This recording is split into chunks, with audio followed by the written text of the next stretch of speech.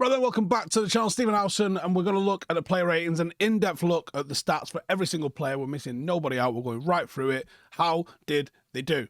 Starting, as we always do, Andre Onana, 6 out of 10. Basically faced one shot.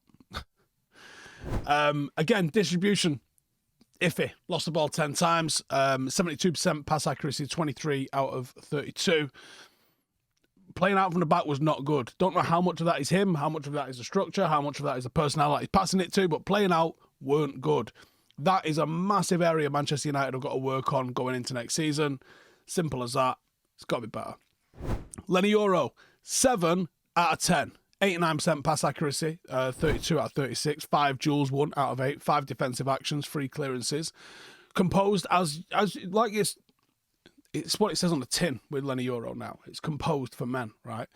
Playing short passes, keeps the ball, maybe didn't offer enough aggression in terms of stepping out, didn't effectively really stop too many of Bournemouth's counter-attacks, especially early, was probably a little bit more reactive than proactive, but I guess that's sort of like the mentality of a back three anyway.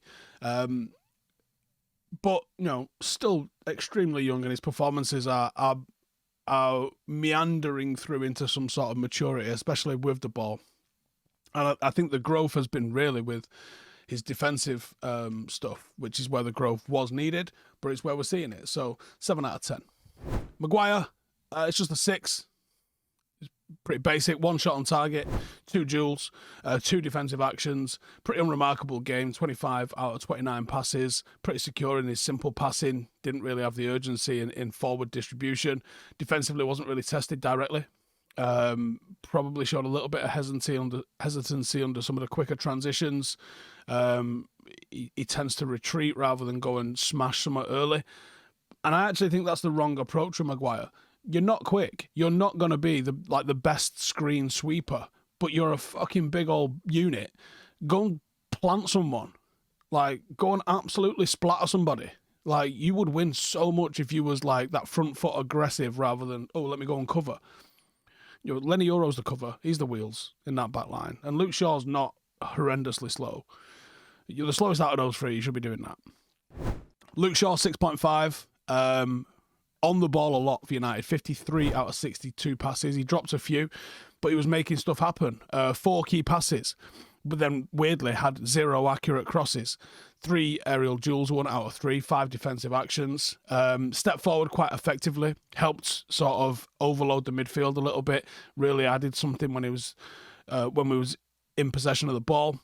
Final ball consistency wasn't really there. Like I said, he did make 4 chances, but 7 crosses, non-accurate, not good enough.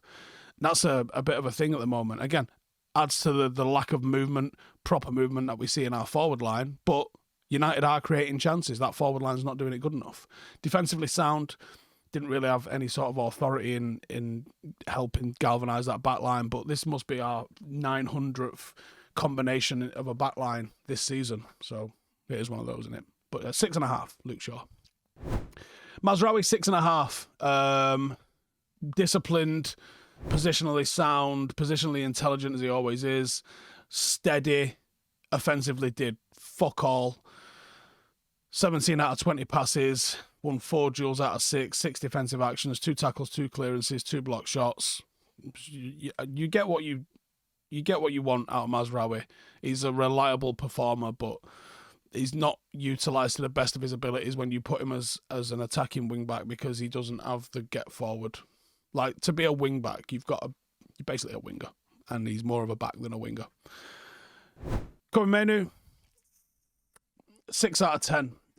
Wasn't as effective in his duels as you would hope. Only won 4 out of 10, 3 defensive actions. Passing was okay, 18 out of 22. 1 key pass or 1 chance created.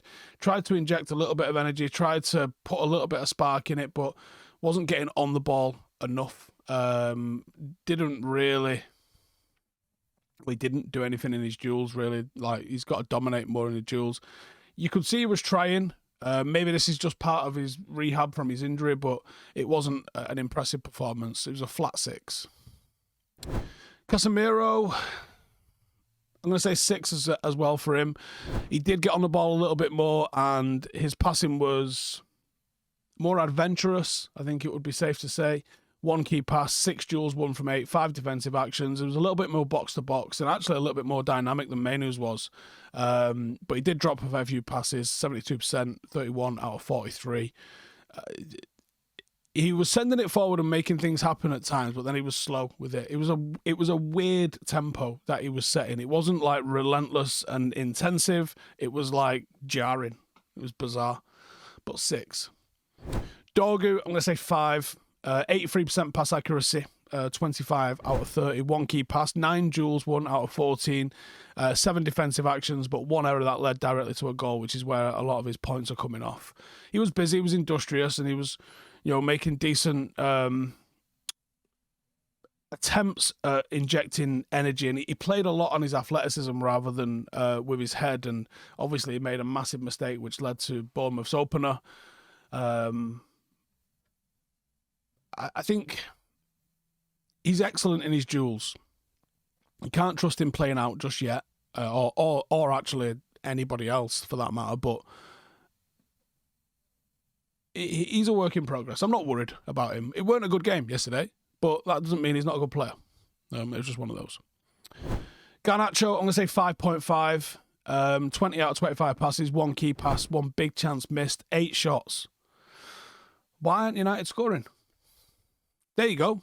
8 shots, only 1 of them on target, 5 blocked. And the issue with the blocked ones isn't the fact that, he's getting his shots blocked. It's fucking obvious what he's going to do. Hence why they're getting blocked all the time. Your centre forward's coming off the pitch with 1 shot and you've had 8. How many chances did you create? 1. It's not fucking good enough. And people are going to focus in on the fact that he managed to have 8 shots and think that's a positive. No, it's not a positive. He's a greedy little fucker, right? It's a team sport, this, right? For all of the way people want to fucking blow up individuals, this is a fucking team sport. When a team don't play for the fucking team, you fucked it. We interviewed Giggs last week, and Ryan Giggs was talking about knowing what his forwards are going to do, because that's what his fucking job was as a winger. Now, yeah, he did say you've got to be able to not make it happen 9 times, because the 10th time it's going to fucking happen, right? Well, Garnacho took that to heart and tried to have 10 fucking shots, thinking that the 10th one was going to go in. But that's not how you play the game. That works if you're trying to do the right thing. If what you're doing is the wrong thing, it doesn't matter how many fucking times you do it. It's still the wrong thing. And you can do the wrong thing and get the right results. That's why when anyone starts talking about Garnacho, they'll go, well, he's got X number of assists and X number of goals this season. Cool. Do you watch him play?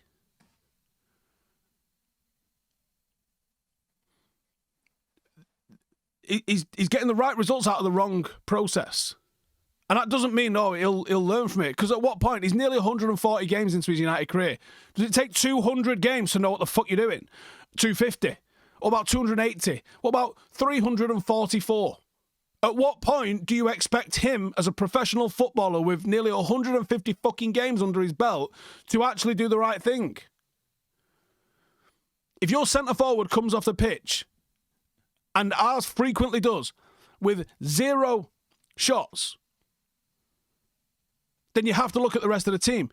Does the team create chances? Yes, it does. Right, okay. What's going on with those chances? This is what's going on with those chances. It's not fucking good enough. And at the same time, that doesn't absolve Hojlund of all the blame. Because the ball's still going into the box and you can still see him fucking around trying to wrestle defenders.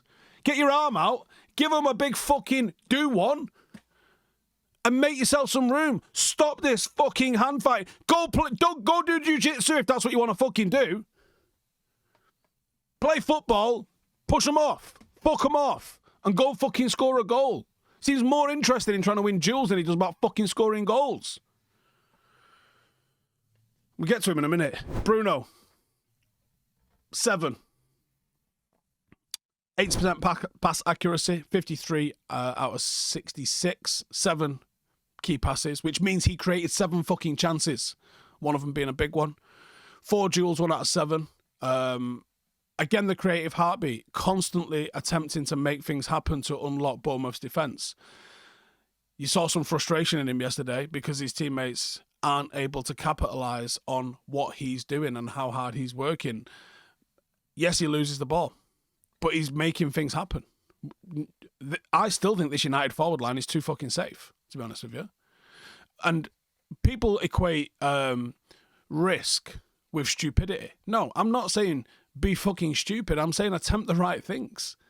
You know, I don't mind if a player is trying to take his man on and he fails. That's the thing what Ryan Giggs was talking about. But when you're just fucking shooting, it's obvious shit shots that they're so bad. I mean, I'm gonna have to get his fucking number of shots. That must be a thing I can fucking find out, right? So this season we are looking at 5 Premier League goals, 81 shots. He manages to get a goal every 17th shot. Realistically, you're scoring a goal every 4 or 5 shots. Yeah. Anyway, why aren't we scoring goals? I wonder. I wonder indeed. Anyway, Bruno, 7. Rasmus Hojlund, 6.5.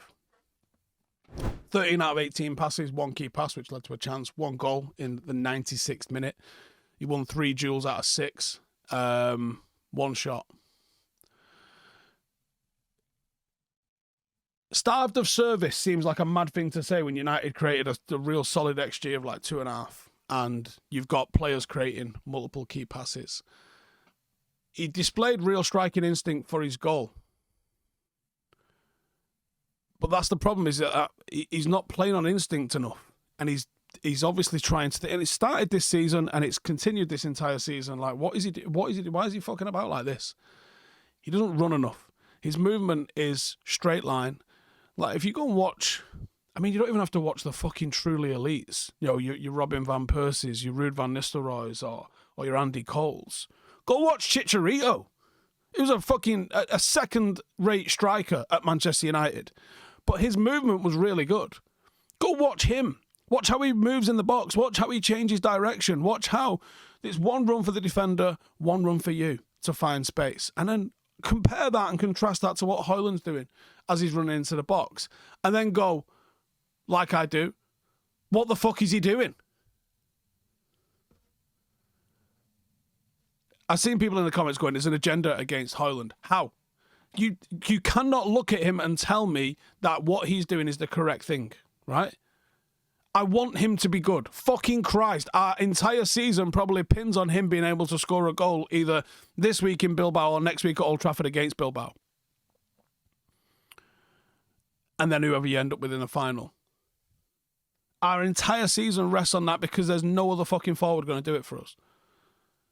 But just because he's the only fucking forward we have doesn't mean that you have to pretend what he's doing is not awful and hasn't been awful for the entire season. He's not getting enough shots.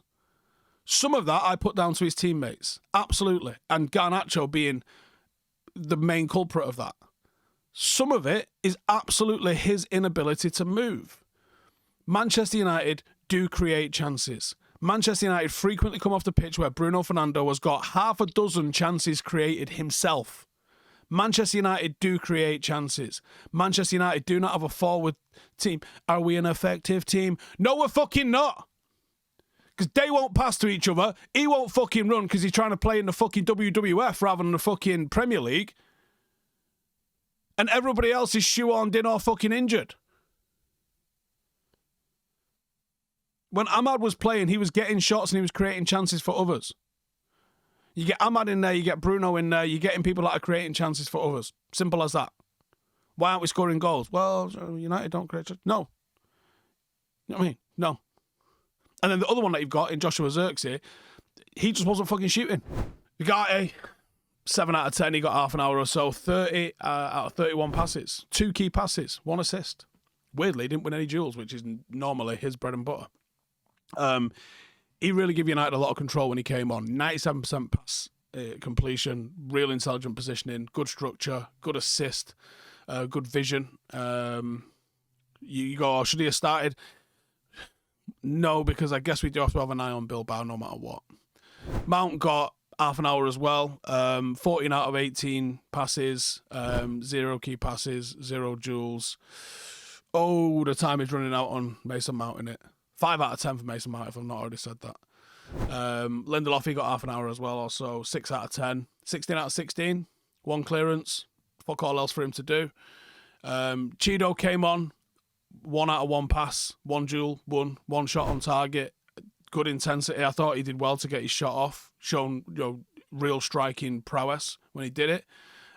He should just be playing in the league now. Simple as that. Eriksen came on in the 90th minute and got 5 out of 6 passes, weirdly, including a key pass. So yeah, that's my play ratings for today. Please let me know your thoughts on my very obvious Garnacho agenda and my very obvious Hojlund agenda. And that's not based on any analysis whatsoever over the past 9 months. It's just that I've decided I woke up one morning and I fucking hate them. Anyway, see you in the next one. Bye-bye. Hey, thank you for watching the video. If you are new around these parts, then don't forget to subscribe. My channel is proudly supported by my community on Patreon. If you'd like to get a little bit of extra content, a Discord group, meetups, 5-a-side games, weekly podcasts, behind the scenes, and even an occasional bit of transfer news as and when I get it, then for the price of a pint, you can show your appreciation for the content that we make and get some goodies for doing so as well. Check the link in the description or click the button right here. You'll also find all of my socials here too if you want to follow me on any of those platforms. Nice one.